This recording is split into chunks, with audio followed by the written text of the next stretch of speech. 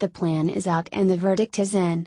Progressives are greeting the Democratic congressional leadership's new economic agenda with cautious optimism, choosing to highlight notes of common cause, and mostly play down the now familiar divisions, as the party begins a fresh play to rebrand itself ahead of the coming midterm election. There is little in the policy portfolio introduced on Monday in Virginia that will strike voters as new or innovative. A close reading of the Hillary Clinton campaign's voluminous issues hub will turn up many of the same ideas and policy prescriptions.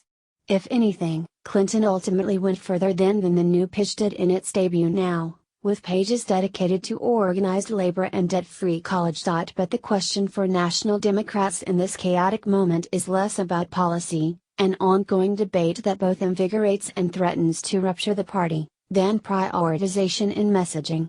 A dirty word in some quarters, Democrats are now banking on the hope that, by zeroing in on chronic economic dislocation, they can juice the liberal base while activating a growing populist grassroots that rejected Trumpism but never quite came around to the alternative. The challenge now will be in convincing the public to buy in. You have to be extremely disciplined, Rebecca Katz, a progressive Democratic strategist and former top aide to former Nevada Senator Harry Reid, told CNN. It's not about the one day of unveiling a message. It's about sticking to it every single day and having all of your members and all of your candidates saying the same thing, over and over and over again. Progressive criticism of the Clinton campaign's tactics often returns to this point. Policy is easily subsumed by politics, and success, be it in elections or the daily struggle to commandeer the conversation, comes to those who can streamline the two and then hammer away. What we've learned from the last election is that it's not enough to have a good issues page on your website, Katz said. You need to actually talk about it and fight for it every day. How they go about it, in particular language they use, will be instrumental. Senate Minority Leader Chuck Schumer's introduction in The New York Times and the official agenda are colored by the language of the left. Pledges to invest directly, that is, with public funds, in new infrastructure projects and crack down on monopolies and the concentration of economic power project a renewed willingness to tout government intervention as a worthy means of advancing working class interests. Democrats have too often hesitated from taking on those misguided, pro-business, policies directly and unflinchingly, so much so that many Americans don't know what we stand for, Schumer wrote. Not after today. Democrats will show the country that we're the party on the side of working people. There is early buy-in from the progressive left, which has welcomed the shift in focus.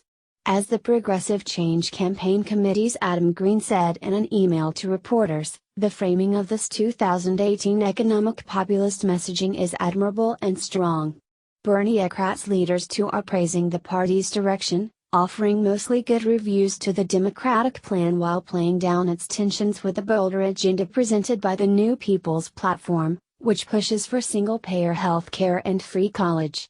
Our revolution will be asking Democrats to use the better deal as a starting point and to not only support the Democratic platform but to discuss these issues at every opportunity, the group's board chair, Larry Cohen, told CNN on Tuesday, hours before its new president, Nina Turner, and other activist groups launched their Summer for Progress in Washington, D.C. The progressive millennial group All of Us, which helped craft the People's Platform, responded to the rollout on Monday with an email headlined, "Imitation may be the greatest form of flattery."